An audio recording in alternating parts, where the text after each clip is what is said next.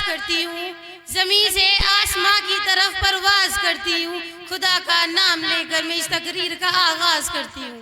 آج مجھے جس موضوع پر لب کشائی کرنے کا موقع ملا ہے اس کا عنوان ہے سیرت النبی صلی اللہ علیہ وسلم۔ اللہ تعالیٰ نے قرآن مجید میں فرمایا لَقَدْ كَانَ لَكُمْ فِي رَسُولِ اللَّهِ أُسْوَةٌ حَسَنَةٌ، یقیناً تمہارے لیے حضور صلی اللہ علیہ وسلم کی زندگی بہترین نمونہ ہے۔ قرآن میں جس کی شان بیان خود خدا کرے، قرآن میں جس کی شان بیان خود خدا کرے، بندے سے مدح سرائی کس طرح ہو۔ اللہ تعالیٰ نے انسانوں کی ہدایت کے لیے نبیوں کو مبعوث فرمایا۔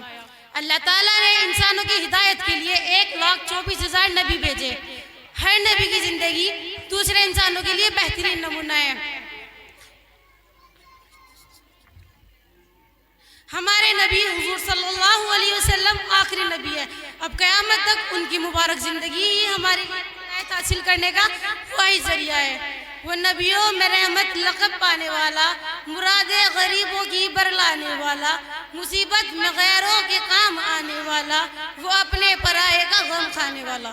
سیرت النبی صلی اللہ علیہ وسلم ہی ایک واحد راستہ ہے جس سے ہم زندگی کے تمام شعبوں میں رہنمائی حاصل کر سکتے ہیں، خواہ اس شعبے کا تعلق معاشرت زندگی سے ہو یا معاشی اور اقتصادی زندگی سے ہو۔